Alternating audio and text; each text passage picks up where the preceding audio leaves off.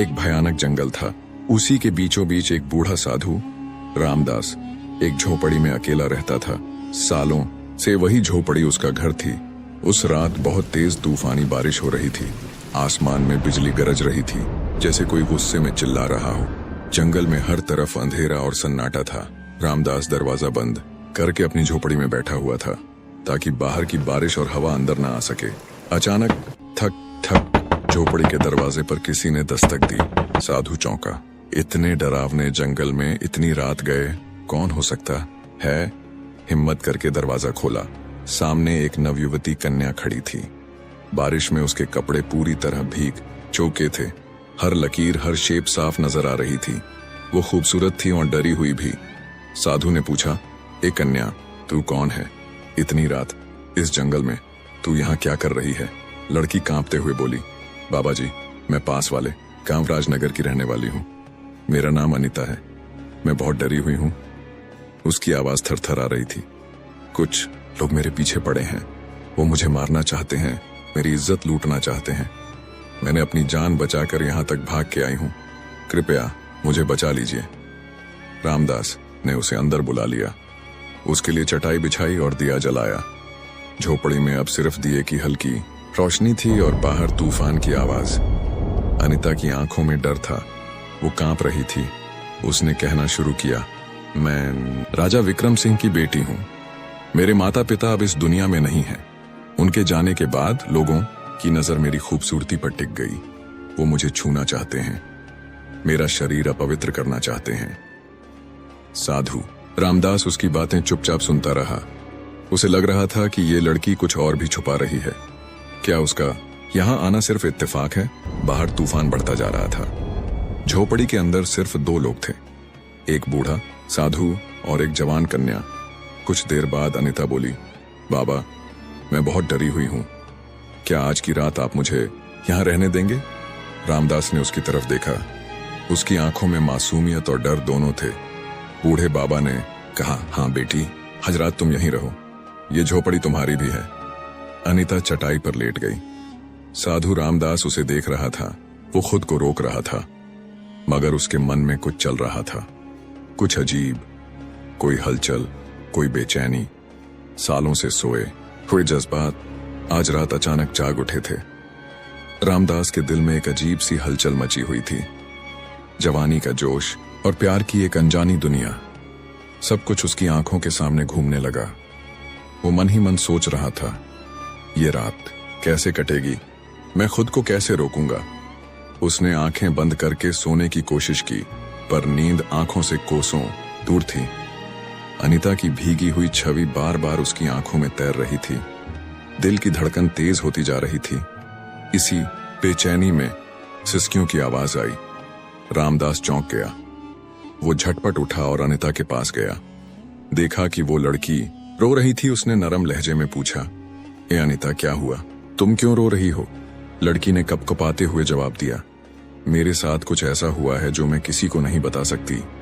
रामदास की आंखों में हैरानी थी। ऐसी क्या बात है जो मुझसे भी नहीं कह सकती? कौन सा राज है जो छुपा रही हो? अनीता की आवाज और धीमी हो गई। मैं कोई अच्छी लड़की नहीं हूं बाबा।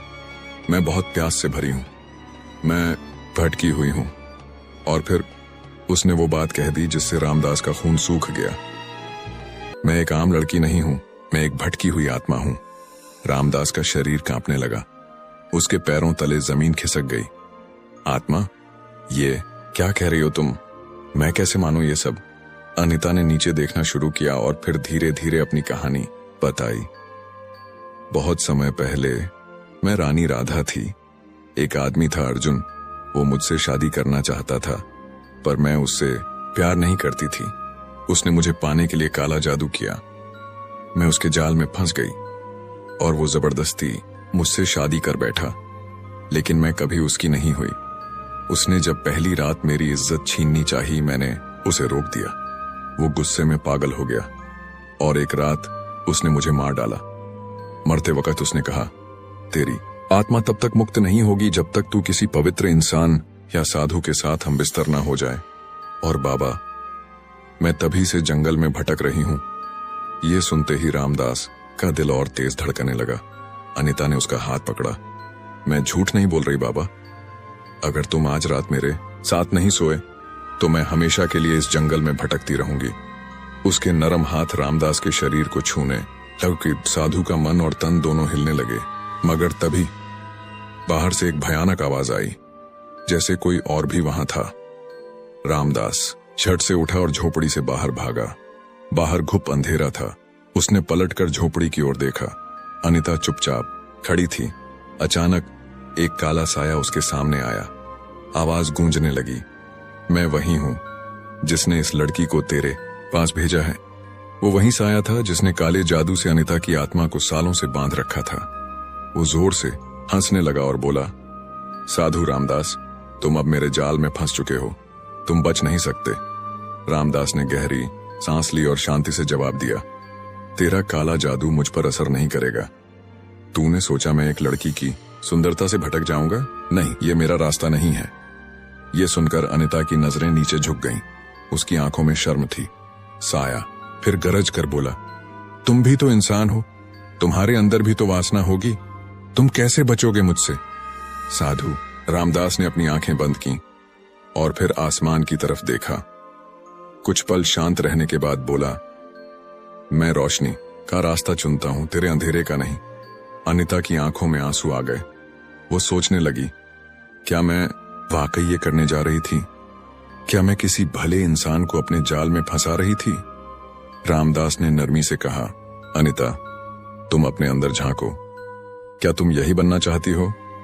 मैंने कभी किसी स्त्री की ओर बुरी नजर से नहीं देखा। फिर तुम क्यों मेरी इज्जत छीनना चाहती थी? साया हंसने लगा, बहुत देर हो चुकी है साधु, अब इसका कुछ नहीं हो सकता। मगर अब अनीता की आंखों में एक नई रोशनी थी। उसने धीरे से कहा, मुझे नहीं पता सही क्या है और गलत क्या, मुझे बस मुक्ति चाहिए, शांति चाहिए। रामदास ने जवाब दिया, तुम्हें अपनी आत्मा के लिए नहीं, अपने वजूद के लिए लड़ना होगा। ये लड़ाई अब तुम्हारी है। अनीता ने गहरी सांस ली। अब वो डर नहीं रही थी। उसने साया की ओर देखा और कहा, हाँ, ये मेरी लड़ाई है और अब मैं इसे खुद लड़ूंगी। उसने अपनी आंखें बंद की, दोनों हाथ उठाए और साया की तरफ बढ़ी। जैसे ही उसके हाथ साया को छूते हैं, तेज हवाएं चलने लगती हैं, अंधेरा कांपने लगता है, साया तड़पने लगता है, चीखता है। मगर अब अनीता की आत्मा जाग चुकी थी। उसने पूरी शक्ति से साया को मिटा दिया। हर तरफ शांति फैल गई। जब अनीता ने अपनी आंखें खोली तो सामने साधु रामदास खड़ा था, शांत, गंभीर। अनीता उसकी तरफ बढ़ी और कहा, मुझसे बहुत बड़ी भूल होने जा रही थी। आपने मुझे रोक दिया, आपने मुझे फिर से इंसान बना दिया। रामदास ने मुस्कुराकर जवाब दिया, अब तुम आजाद हो जाओ और अपनी जिंदगी नए सिरे से शुरू करो। अनीता ने सिर झुकाया, आंखों में आंसू ली और हमेशा के लिए उस जंगल से निकल गई। अब उसकी आत्मा मुक्त थी। वो अंधेरे से रोशनी की ओर बढ़ चुकी थी।